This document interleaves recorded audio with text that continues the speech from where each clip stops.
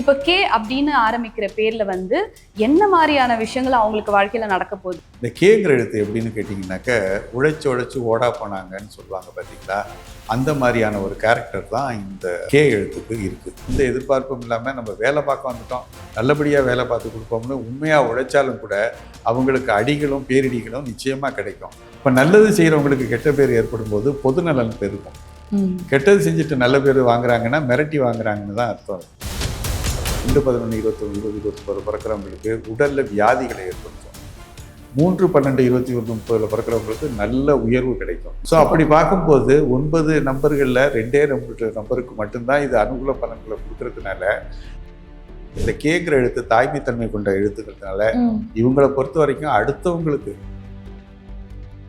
2ஆம் நம்பர்காரங்களுக்கும் 8ஆம் நம்பர்காரங்களுக்கும் இந்த கேங்கிற எழுத்து மிகப்பெரிய ஒரு முரண்பாட்டை ஏற்படுத்தும், உடலில் வியாதிகளை ஏற்படுத்தும். திருமண வாழ்க்கையை வெறுத்து இருக்கிறவங்களும் இந்த நம்பரில் தான் இருக்காங்க. அதே மாதிரி ஏகப்பட்ட திருமணங்களை பண்ணிக்கிட்டே இருக்கிறவங்களும் இதில் தான் இருக்காங்க. ஒன்று சரியில்லை விவாக முடிவுகள் ஏற்படுறதையும் நம்ம இந்த கேங்கிற எழுத்துல ரொம்ப பார்க்கலாம். கே எழுத்துக்காரங்களுக்கு என்னதான் பரிகாரம்?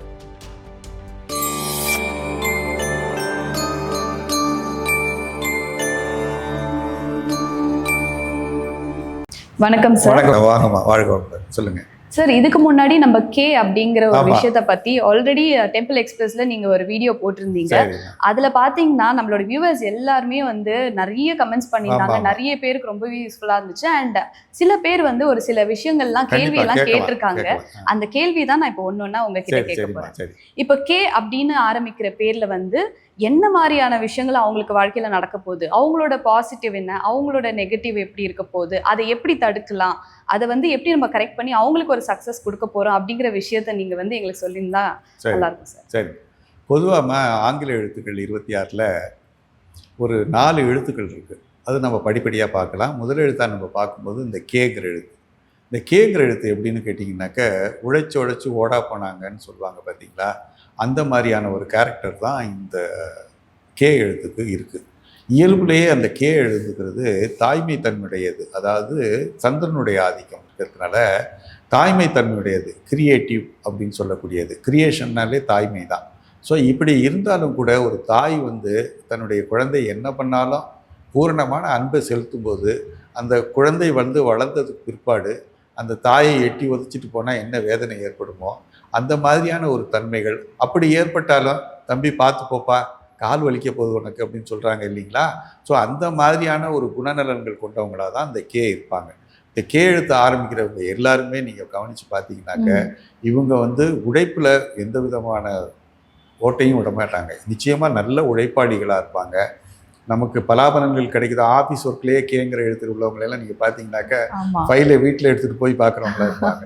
ஸோ அந்த மாதிரி உள்ளவங்க, ஓவர் டைம் ஒர்க் வேலை செய்கிறவங்க, வித்தவுட் எனி ஹெசிடேஷன்.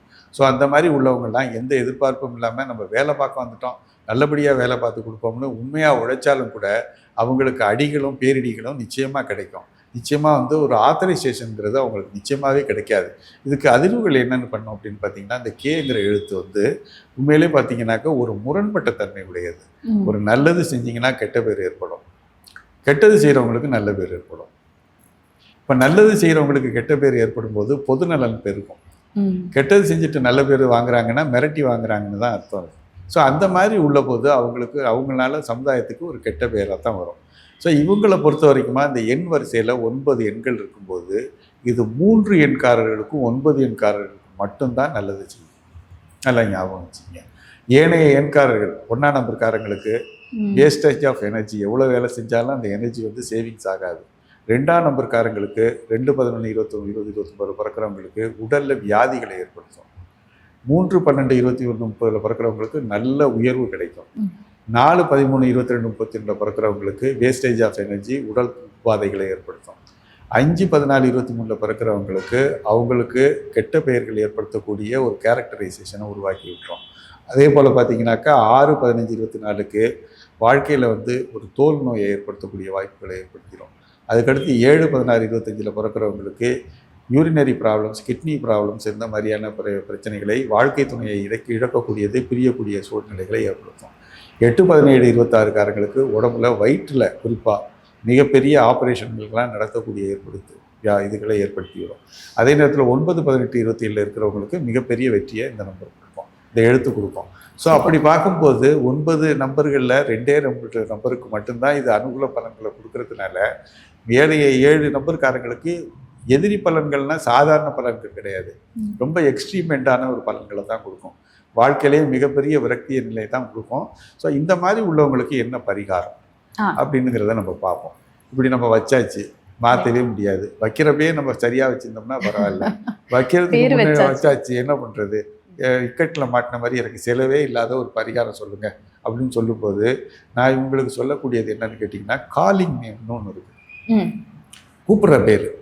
இப்போ உதாரணத்துக்கு ரெஜிஸ்டர் நேமையே யாரும் கூப்பிட மாட்டாங்க, ஏதோ ஒரு செல்ல பேர் வச்சு கூப்பிடுவாங்க இல்லைங்களா. அந்த செல்ல பேர் நம்ம எண்ணுக்கு ஏற்ற மாதிரி வச்சுக்கிறது நல்லது.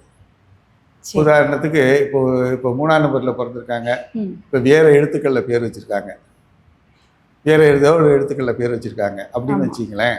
குறிப்பாக எஸ்ஸுங்கிற எழுத்துல வச்சுருக்காங்கன்னு வச்சிங்களேன், அது வந்து இவங்களுக்கு எதிரித்தன்மையை தான் ஏற்படுத்தும், இவங்களுக்கு வந்து தோல்வியாதியை ஏற்படுத்தும். அப்படிப்பட்டவங்களுக்கு இந்த கேங்கிற எழுத்துல ஸ்டார்ட் ஆகிற மாதிரி ஒரு பேர் வச்சுக்க வேண்டியது.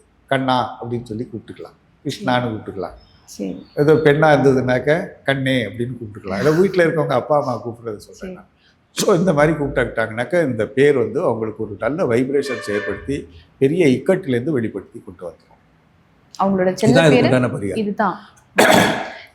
சார் இன்னொரு கேள்வி இருக்கு. இப்போ கே அப்படின்னு ஆரம்பிக்கிறது பாத்தீங்கன்னா கார்த்திக் அப்படிங்கிறது கே அப்படின்னு தான் தொடங்குது. அதே மாதிரி காமராஜர் அவரும் வந்து கேல தான் தொடங்குது. இப்போ பாத்தீங்கன்னா ஆக்டர் இருக்காங்க, அவர் வந்து ரொம்ப ஒரு பெரிய மனுஷர், நமக்காக நிறைய விஷயங்கள் பண்ணியிருந்தாங்க. ஸோ ஒவ்வொருத்தவங்களோட ஜேர்னி ரொம்ப டிஃப்ரெண்டா இருக்கு. ஸோ இப்போ அவங்க வந்து ஒரு அலைன் ஆயிட்டு ஒரு எல்லாருமே ஒரு நல்ல ஒரு பொசிஷன்ல வரணும் அப்படின்னா என்ன சார் பண்றது, அது எப்படி அலைன் பண்றது? பொதுவாக வந்து கேங்கிற எழுத்து இந்த மாதிரி தாய்மை தன்மையுடைய எழுத்துங்கிறதுனால இவங்களை பொறுத்த வரைக்கும் தாயினாலே அவங்களுக்கு தியாக வாழ்க்கை தான். குழந்தைகளுக்காக கல்யாணம் பண்ற வரைக்கும் அவங்க எப்படி வேணாலும் இருப்பாங்க.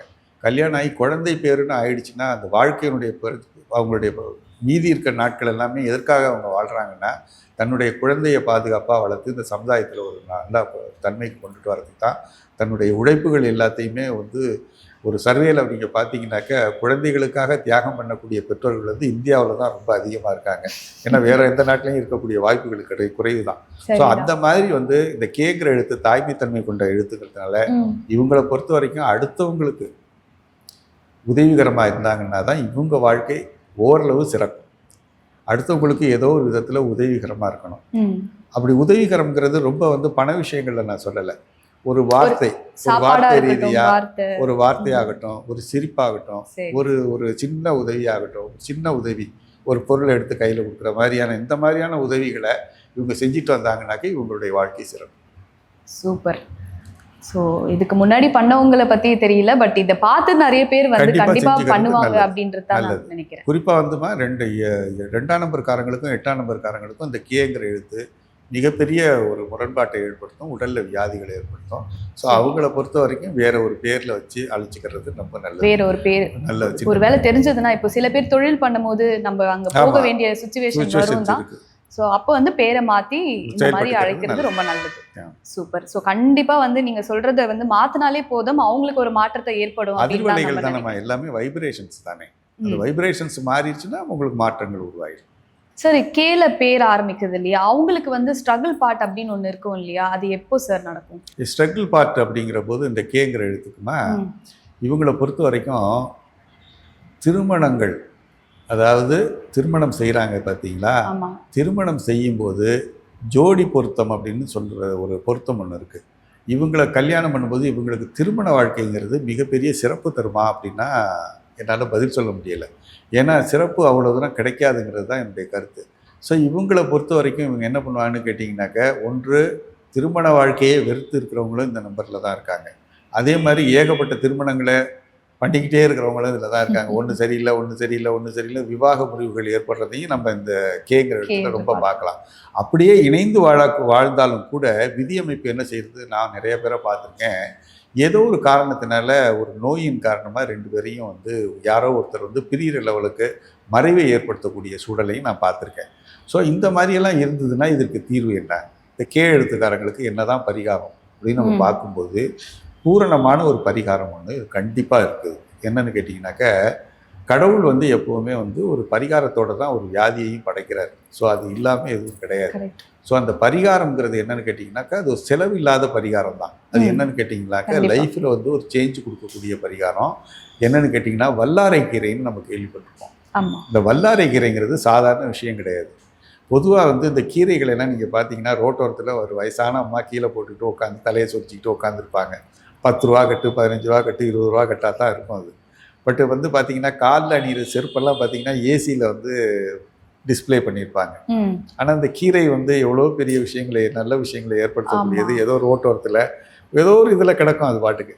நீங்கள் அந்த மாதிரி இருக்கும்போது இந்த வல்லாரை கீரையெல்லாம் நீங்கள் பார்த்தீங்கன்னாக்க, நீங்கள் வந்து அதில் பிரம்மின்னு சொல்லிட்டு ஒரு சத்து இருக்குது. அந்த சத்து என்ன பண்ணும் அப்படின்னு கேட்டிங்கனாக்க, உடம்புல வந்து இந்த மூளை பகுதி இருக்குது பார்த்தீங்களா, அதை வந்து ரொம்ப நல்லா வைப்ரேட் பண்ணி யூனிவர்ஸ்லேருந்து எனர்ஜியை வந்து கிரகிக்கக்கூடிய தன்மை உடையது. ஸோ அந்த எனர்ஜியை கிடைக்கிறதுக்கு நம்ம இந்த வல்லாரை கீரையை சேர்த்துக்கிறது. அதுக்கடுத்து இந்த முருங்கைக்கீரைன்னு நம்ம சொல்கிறோம், சாதாரணமாக சொல்கிறோம். அதை வந்து இந்த கொத்தோடு கொதிக்க வச்சு சூப்பாக குடிக்கிறது. இது ரெண்டும் பார்த்தீங்கன்னா மிகப்பெரிய பரிகாரத்தை கொடுக்கக்கூடியது. ஸோ இந்த 2 விஷயங்களையும் நம்ம கை கொள்ளும்போது இவங்களுக்குண்டான அந்த நெகட்டிவிட்டியெல்லாம் மாறி அது வந்து ஒரு பாசிட்டிவ் தன்மையாக மாறக்கூடிய ஒரு பரிகாரமாக நான் இதை சொல்கிறேன். வல்லாரைக்கீரை அல்லது வல்லாரைக்கீரை சாப்பிட முடியாதவங்க, கிடைக்காதவங்க பிரம்மின்னு சொல்லிட்டு ஆயுர்வேதா ஸ்டோர்ஸ்லாம் கிடைக்கும்.